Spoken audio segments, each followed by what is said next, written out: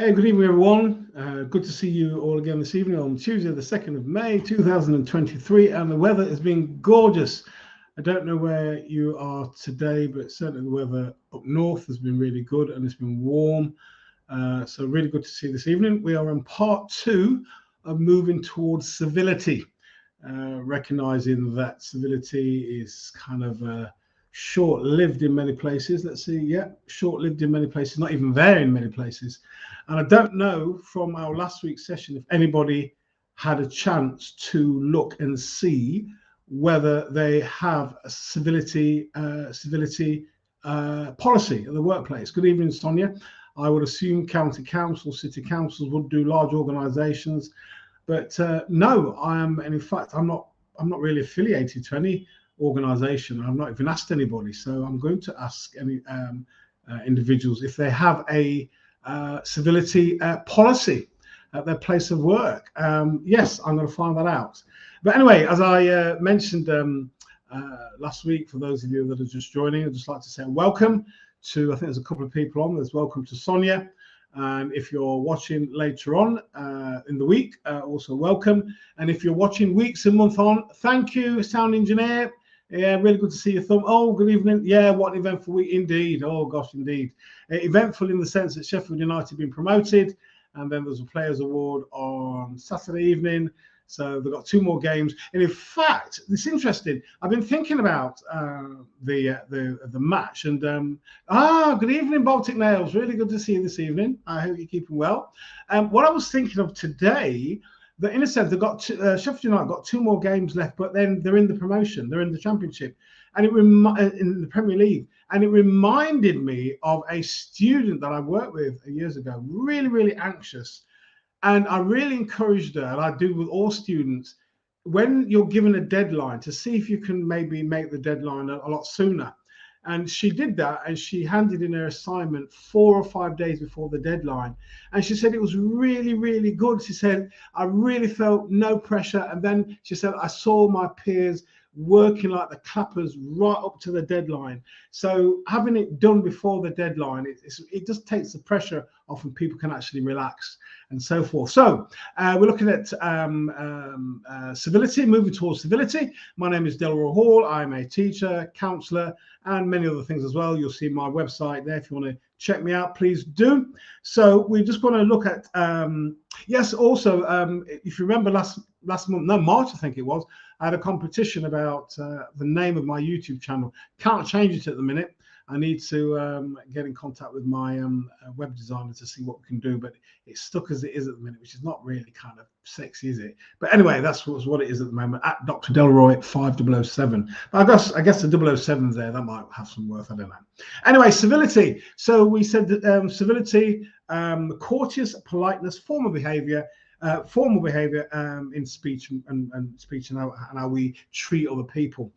Absolutely important. I think I said earlier on that when I walked into chaplaincy on Saturday, I think it was, somebody grabbed me, a big guy, and he hugged me and says, I'm practicing civility. I thought, you what? And then I realized that he watches the program. So if you're watching this evening, Rob, big shout out to you. That's all I'll say. I'm not saying any more about his identity. Big shout out to you and your family this evening. And we looked at, so in other words, we're talking about civilized conduct.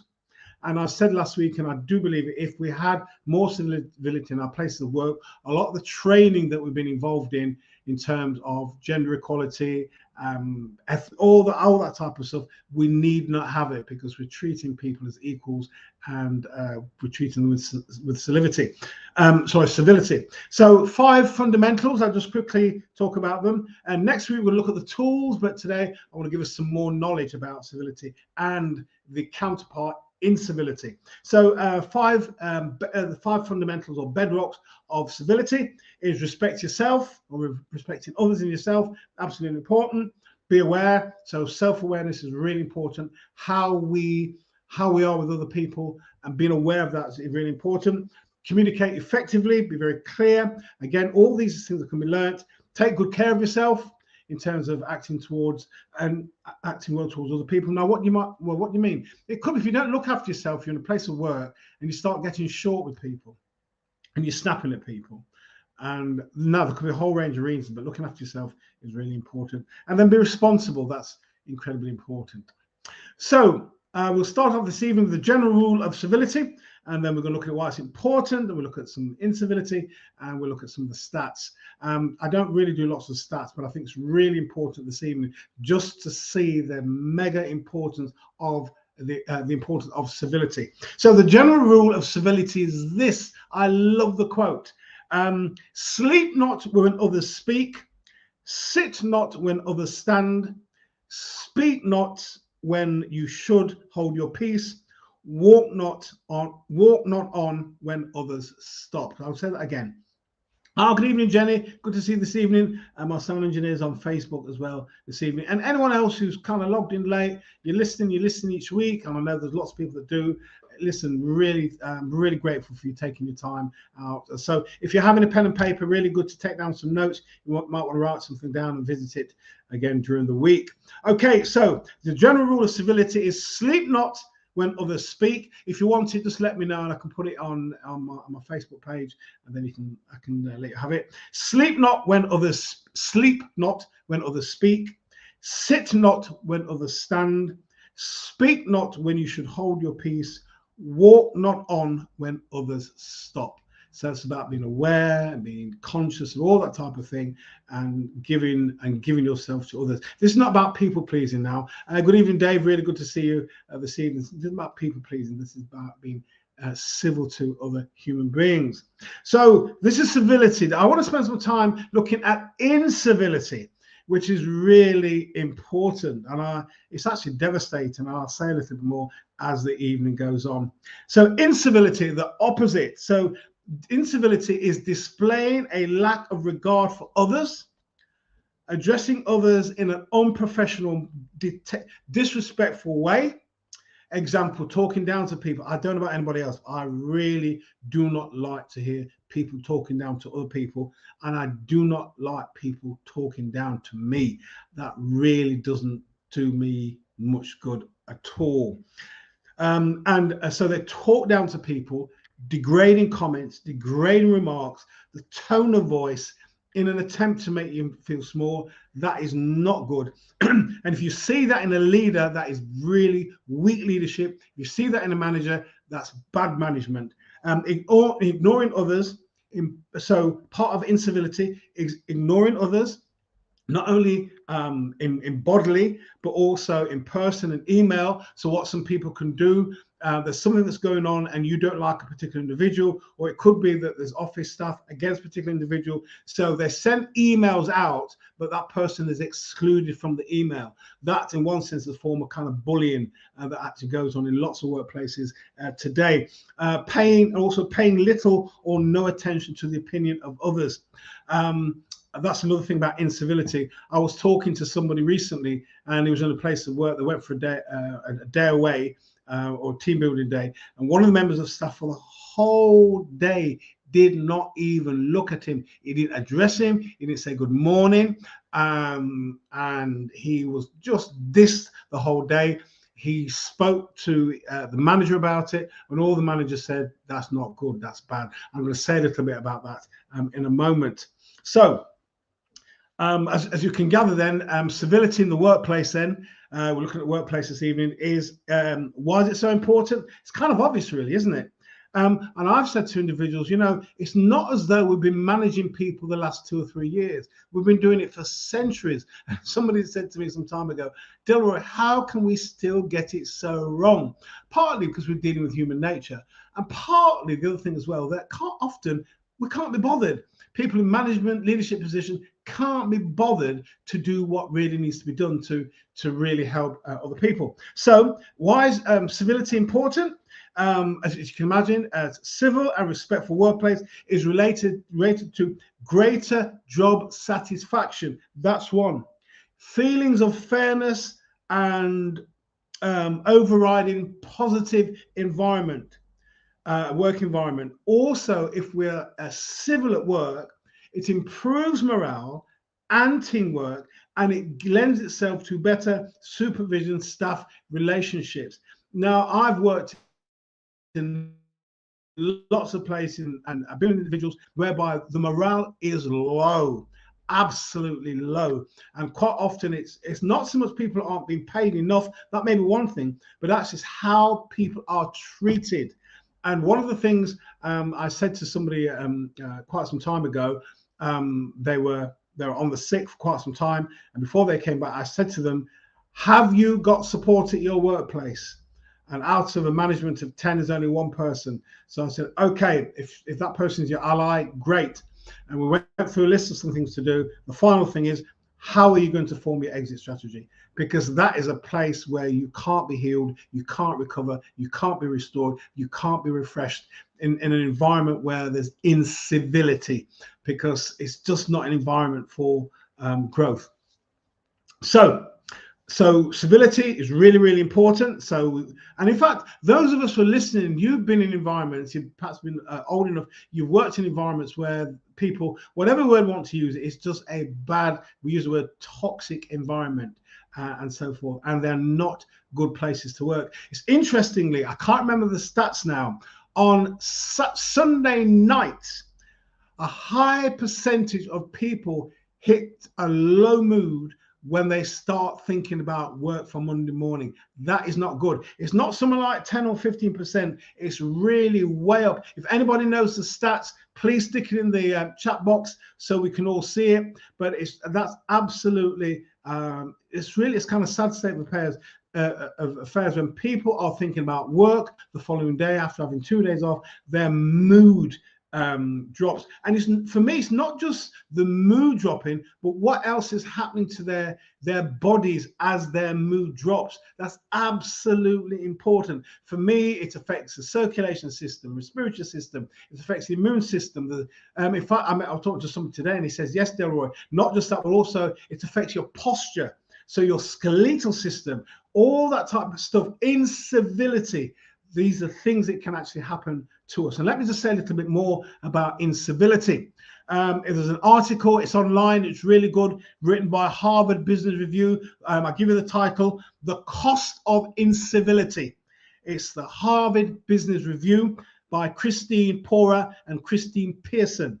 It's called The Cost of Incivility. I'm just going to name a few things in it, but it's a worthwhile read. And I encourage you in terms of your development and wanting to be better as an employee, if you're a manager, become better as a manager or leader. It's a really good article to read. This is the first sentence of the article. Listen to this, the first sentence of the article.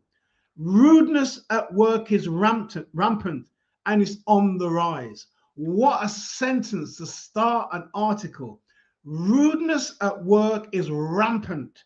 Now, rampant is bad enough, but it said it is on the rise. I can't remember the year it was written, but it's not that long ago. So nearly everyone who experiences incivility responds in a negative way. How many of us have been in workplaces and you've not been treated well, and over a period of time it eats away at you, and you then start responding negatively. There's a game that I, when I'm doing some stuff around racial microaggressions, even microaggressions, there's a game that I get everybody, or get me in 2 teams, and we play this game, Jenga. And those of us who know about Jenga with the wooden blocks and the attempt to take out a wooden block without the whole tower collapsing. And I talk about, if we're in an environment whereby we're continually chipped away at and got at, these little blocks, it chips away at us, and at some point we actually fall to pieces, either burnout or we become unwell and so forth. So nearly everyone who experiences incivility responds in a negative way. That's kind of fact, really a fact. And what happens then, employees then are less creative. What also as well, the other thing as well, that customer relationships are damaged. How many times have we watched, is it Undercover Boss? And sometimes the boss picks up on some of the negativity that's going on in the workplace, and it doesn't bear well for the organization whatsoever. So after an extensive research by Harvard, this is what they found out. Incivility is expensive. Few organizations recognize it, And if they do recognize it, they take no action to end it. So I was talking about my friend who went to this team day out, and a member of staff just blanked him for the whole day. He spoke to his manager about it, and his manager said, "That's bad. That's it. The person's not spoken to. It's not addressed. It's left."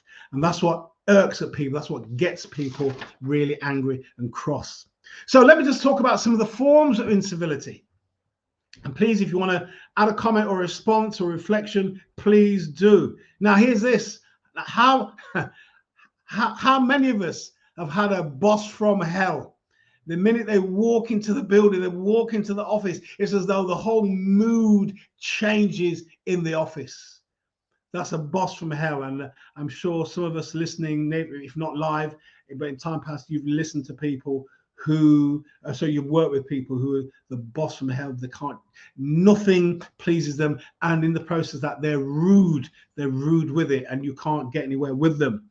Some in work environments, so incivility, some work environments, it's not that they're toxic, that's bad enough, but this is the thing that really gets me. They are soul destroying. It's as though whatever's happening at the workplace, it's not that it's toxic, but you're around long enough that it actually almost, I'm going to use a religious word, it gets to your soul. Somehow you can't shake it off, and you leave the building and it goes with you. I think Rebecca there said, oh, that's what does Rebecca just saying. Oh yes, yeah, look, and I'm sure some of us have been there, that you go home at night and you're moody, and you take it out of the kids, and you take it out of the apartment, or what, because the conditions have been have gotten to you, gotten under your skin, and it's those gotten into your bones or your soul, and you can't get away from it. That is not good. And I would say to individuals, sometimes some jobs we can't leave straight away, but we can make a plan. I may have told you maybe in the first lockdown what I've said to my daughter and her husband. I said, listen, you're both earning really good money. Make sure you put some stuff away, because if you're working in an environment where they're overly looking for promotion and the environment is not good, you can walk away, and before you go to another work, you've got some money stashed up so you can live in a way to recover, restore, be rejuvenated before you go again. Jennifer's got a question, so let's look at this question. Considering the behaviors associated with incivility, is there a possibility that some behaviors can be due to an undiagnosed learning disability or being on the spectrum of autism? Oh, absolutely. Absolutely. Yep, absolutely. It's something that we're learning now. And in fact, what I heard recently, I think within the last week or so, there's a particular manager that started somewhere within the NHS, and it's got two workers on disciplinary. They're really, really good workers, but both of them are on the spectrum. They're both autistic, and they work in a way that gets the results, but he doesn't like the way in which they work, so he's put them on disciplinary. Absolutely, that's absolutely tragic. For me, that's not a leader, because if you're a leader, you don't do that. You understand the individuals. If you then recognize they can't work in a particular way, but they're getting the results done and you can support them, absolutely stay with it, because you're going to get the best out of them in terms of their work there. I hope that answers your question, Jenny. Yeah, undiagnosed learning disability. Yeah, the fact of the matter is, not everybody is diagnosed with autism at a young age. Some people are diagnosed with autism in their 40s and 50s and even later. A friend of mine, she did a PhD, a very sharp brain and all the rest of it, and it was in her late 40s, early 50s. She was diagnosed with dyslexia, but she did a PhD. So yes, absolutely, it can be that somehow they've been able to get through to where they've got to, and now they're having to deal with individuals, and quite often people on the spectrum don't deal with individuals very well, or they do things in a particular way, and that can cause some difficulties. So yeah, absolutely. Also as well, I'll say this, there are some workplaces, they know that so-and-so is dreadful, but they're now employed and they're really struggling to kind of get rid of them, because, you know, employment law and all the rest of it. Here we go. And of course, what if the leader is a person? Ooh, now that's a serious question. Now, if it's the leader, nobody should be in a position where they're not accountable to a board or other leaders. So it may be not in a board meeting. I would never, something like that in a board meeting, no. But maybe if you've got somebody on the board, either the chairperson of the board or the committee, who sees something, or they suspect, or they've had information, it might be a one-on-one conversation behind closed doors over a cuppa, helping this person to look and see whether or not they're willing to be assessed. Because sometimes people know that something's not quite right, but they don't know what it is. Some people know they're a bit kind of, well, they might say a bit odd, a bit weird, a bit awkward, but they didn't know what it is because they haven't been diagnosed. So yeah, I would say something like that. Be sensitive, of course, behind closed doors, not in a public meeting. Over coffee, and gently speak to the individual, maybe giving them some evidence that you've seen. Is it possibility, and would you be up for being tested, as opposed to training on leadership skills? I think you're making the distinction there. I think I am as well. So I hope those answers those two questions of yours. So thank you very much indeed. So that's really helpful. So I spoke about this whole thing about soul draining. Drains your soul of energy. Really important. And we said already about people being excluded from emails, and sometimes there can be events that go on in the staff and people that are kind of excluded, deliberately excluded. So let me just talk about some of the cost of incivility. Now, I don't want to bore us with stats, but I just want to give us some stats about what damage incivility does. So a poll, 800 managers across 17 different industries were asked about incivility, the cost of incivility. And this is some of the findings. 48% intentionally decreased their work effort.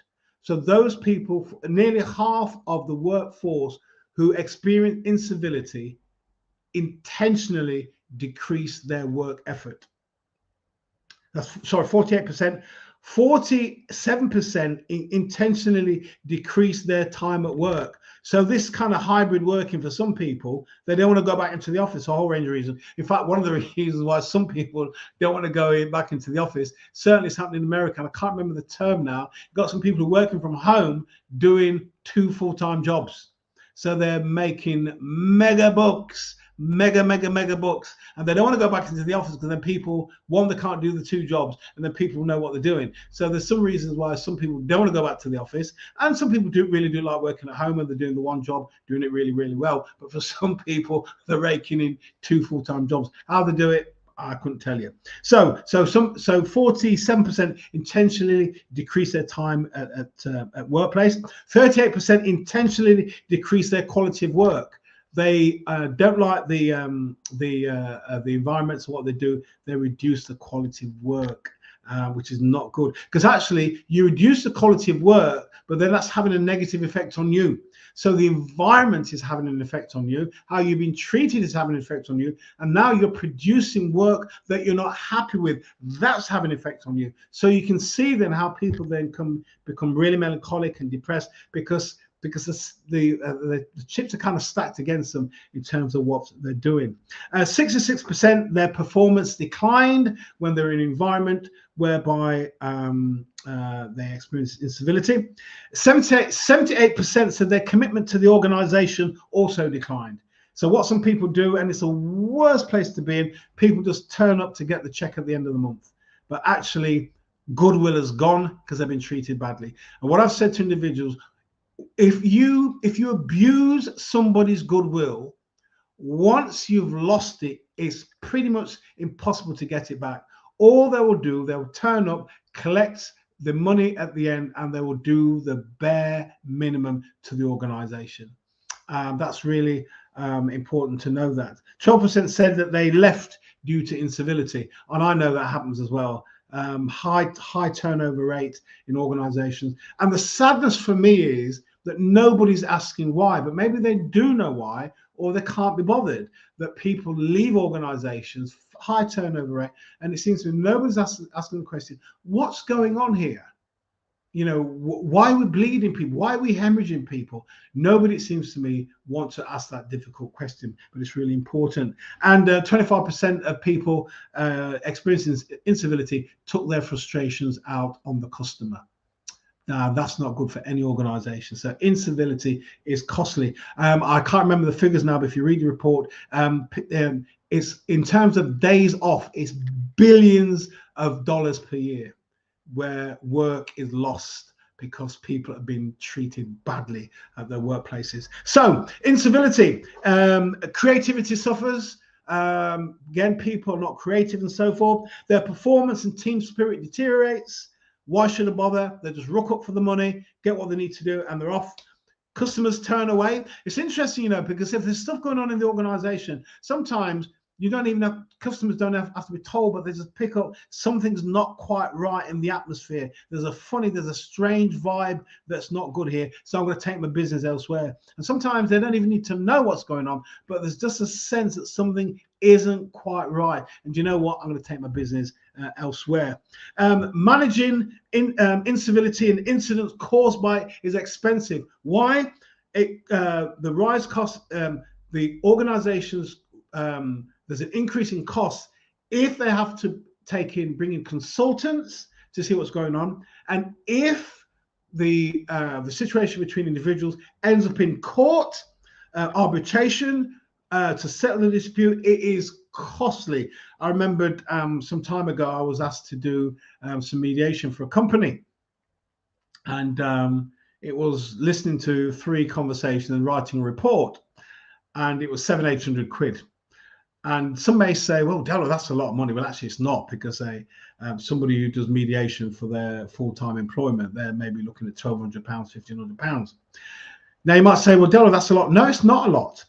If that case ends in court, it's thousands of pounds. So it's better to pay a consultant or a mediator to do the work if it can be resolved at this level, as opposed to going to that level, because it will cost a whole heap of money, and organizations don't want to be spending out thousands and thousands of pounds in legal fees when it can be sorted. And actually, in many instances, when somebody has been hurt, what they're looking for is an apology. And quite often the protagonist doesn't offer the apology, and then things escalate. And quite often, all the person wanted was an act of civility. I am sorry what I said to you. I realize what I said to you was painful, it was hurtful, and I didn't mean to offend you. I'll try my hardest that this does not happen again. More often than not, the matter is resolved there and then. But then what happens, as it happened to a colleague of mine, she reported the behavior of somebody, and they called a meeting, and he said to her, I can't believe that you've called a meeting. Anyway, if you're looking for an apology, you're not going to get one. So she said to him, well, the meeting's finished then. And she walked out the office. So it's very clear that those two as well, in terms of coming together, the meeting was there to see if they could come together. But no, he was making it very clear. He did what he did was wrong. It was a mistake on his part. But the thing he could have said, I'm sorry, I didn't see it, or whatever. But he said, you're not going to get an apology. So she said, well, that's it then. There's no point talking. And she walked out. Okay, so highly expensive, and also, as I said before, high turnover of staff, and nobody dare ask the question why. So incivility is costly. And next week, what we're going to do, we're going to look at some of the skills that we can learn to become more civil in our workplaces. Now, in one sense, you said, Delroy, come on, look, mate, come on, look, this is stuff you should be taught at home. Correct, but for some homes, that wasn't taught. Today, when I was thinking about this session, I remembered somebody I met years ago, and we were talking, and he said to me, Delroy, I'm not like you, he says. He said, I can see that you're taught to have manners, but he said, in my home, this is what I was taught. If you're going to steal, don't get caught. In my house was don't steal. And my goodness me, if you stole anything, having Caribbean parents of that generation, man, you wouldn't. In fact, I tell you, I'll be honest, I was more frightened of my mother and father than the police. The police didn't scare me. It's what my mother and father might do to me. So the whole thing about stealing, not get caught, you must be joking with your life. But he said to me, Delroy, my parents said to me, if you're going to steal, don't get caught. That's sad, that, isn't it? So we looked at civility, why it's important. We looked at incivility, what are some of the signs, and also the cost of incivility. And this is just kind of, I've just been talking about maybe financial cost, but actually the cost on individuals is immense, of which maybe we don't even really know what's going on yet. So listen, thank you much indeed. If there's no more questions or responses, thank again, Jennifer, for your questions. And I think, oh yes, I think I saw from Rebecca. Oh yes. So yes, you can identify with some stuff. Some workplaces are not really good. And I've said to individuals, and I'll say it again, if you're working in a place and you haven't got support, you then need to be thinking of leaving. And you may not be able to leave tomorrow or next week, but you're making plans to leave. Because if you remain in that environment, you won't heal, you won't be restored, you won't recover. You just won't. You really, really won't, and it will just suck away at your life. And I would say to anybody, somebody who's been unwell with chronic stress, you don't need to get to that. If you can get out before it gets like that, leave. Anyway, blessings to you. Enjoy the rest of your evening and the week ahead. And next week, the 9th of May, we're back here at 7 o'clock, looking at some of the skills that we can develop. Again, it's a process.